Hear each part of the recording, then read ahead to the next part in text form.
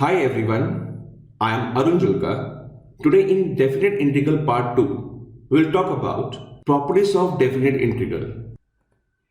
Property first, a to b fx dx equals to a to b fz dz. If we replace x by z, there is no change in the question. Let's prove it. Take left hand side. In left hand side we have a to b fx dx. Put x equal to z. Differentiate respect to x both sides. So 1 equals to dz by dx. So dx equal to dz. Replace x by z and dx by dz. And when we replace this, we'll also change the limit. When x is a, value of z is a. When x is b, value of z is b. So now limit is again a to b. So left hand side equals to right hand side. Second property. A to b fx dx equals to minus b to a fx dx. This implies if we change lower limit to upper limit and upper limit into lower limit, then function become negative. Let's prove it with the help of an example. Prove integration of x dx limit 2 to 5 equals to minus of x dx limit 5 to 2. First take left hand side. Left hand side is integration of x respect to x limit 2 to 5. Integration of x is x square by 2. Put upper limit and the lower limit and we'll get 25 by 2 minus 4 by 2. The answer is 21 by 2. Now take right hand side. Minus x, integrate respect to x and limit is 5 to 2. Answer is minus x square by 2. Put upper limit and the lower limit and we will get answer 21 by 2. So left hand side equals to right hand side. We will use this property only when there is a negative outside the function and we want to make it positive. Third property. A to b fx dx equals to a to c fx dx plus c to b, where c lies between a and b. We use this property mostly in the question of mod. For example, we have a question in mod x minus 5 dx limit 2 to 8. First we put this mod equal to 0. So x minus 5 equal to 0. So the value of x is 5. 5 lies between 2 to 8. We can use this property. Now we'll say it is 2 to 5 in mod x minus 5 plus 5 to 8 in mod x minus 5 dx. In the first part, if we take any value between 2 to 5, the mod x minus 5 is a negative function. So it's minus x minus 5. And the second part, if we take any value between 5 and 8, the second part is positive. So we take mod x minus 5 equals to simple x minus 5.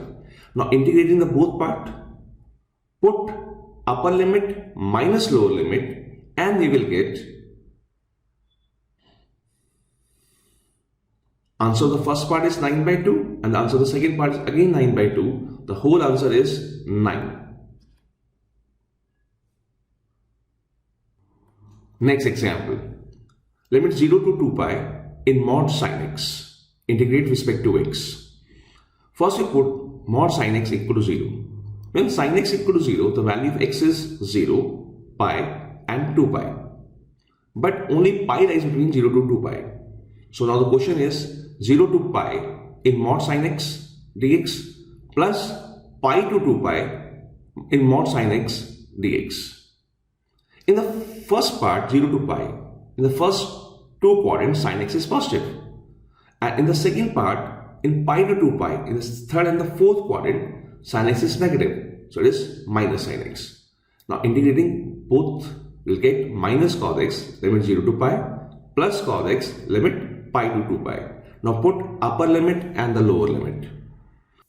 After putting the value, we'll get the answer 2 plus 2 equals to 4. Fourth property. 0 to a fx dx equals to 0 to a fa minus x dx. We mostly use this property when after using this property there is no change in denominator. For example, we have a question 0 to pi by 2 root 10x divided by root 10x plus root cot x dx. Now in this question, if we use this a minus x, a is pi by 2 and x is x. If we use pi by 2 minus x, the 10 become cot and cot become 10. So there is no change in denominator. So take quotient as I and is the first part. Now use this property 0 to pi by 2. In place of x, write pi by 2 minus x. Tan 90 minus theta is cot theta and cot 90 minus theta is tan theta. So this becomes 0 to pi by 2 root cot x divided by root cot x plus root tan x. Take it as second. Now adding first and second, and we will get 2y equals to 0 to pi by 2 root tan x plus root cot x in numerator. Because the LCM is same, so in the denominator we have root tan x plus root cot x. Now it will be cancelled. And integration of 1 is x.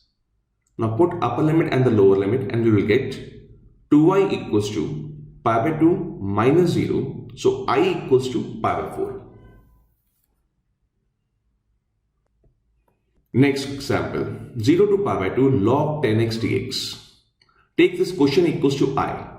So I equals to 0 to pi by 2 log 10x dx and take it as 1. Now, property fourth, where we can replace x by pi by 2 minus x. Tan 90 minus theta is cot theta. So there is a no change in denominator. Take it as second. Adding first and second. So I plus I is 2y. 2y equals to 0 to pi by 2 log 10x plus log cot x. Log m plus log m is log m into n. So 2y equals to 0 to pi by 2 log 10x into cot x. 10 cot cancel. So it is 1 and log 1 is 0. So 2y equal to 0. This implies I equals to 0. Next example. 0 to pi x dx divided by 1 plus sin x. If we use this property fourth, if we replace x by a minus x and a is pi minus x in denominator, sin 180 minus theta is sin theta. So there is a no change in denominator. So we can use this property fourth. So after using property fourth, we'll get pi minus x divided by 1 plus sin x dx. Now adding first and second, and we will get 2y equals to 0 to pi x plus pi minus x whole divided by 1 plus sin x. X cancelled by x. So whenever we have 1 upon 1 plus sin x, we always rationalize it. So multiply numerator and denominator both by 1 minus sin x and we will get 2y equal to 0 to pi 1 minus sin x whole divided by 1 minus sin square x and take pi outside. 1 minus sin square x is cos square x. So when we separate the both things, we'll get 1 upon cos square x which is sec square x and sin x upon cos square x is sec x tan x. Now integrating 2y equals to pi 10x minus sec x and the lower limit is 0 and the upper limit is pi. After putting upper limit and the lower limit, we will get 2y equals to 2 pi. So I equals to pi. Last example. Limit 0 to 1 x multiplied by 1 minus x whole raised to power n. It's difficult to explain 1 minus x to power n. So here we are now using property fourth, where we can say that x replaced by 1 minus x. So 0 to 1, 1 minus x in bracket 1 minus x whole raised to power n. When we simplify this, we will get 0 to 1, 1 minus x multiplied by x to the power n dx. And after further simplification, we will get x to the power n minus x to the power n plus 1. Now we integrate with respect to x. Is x to the power n plus 1 upon n plus 1 minus x to the power n plus 2 upon n plus 2. Lower limit is 0 and the upper limit is 1. After putting upper limit and lower limit, we will get 1 upon n plus 1 minus 1 upon n plus 2 minus 0. And the answer is 1 divided by n plus 1 into n plus 2.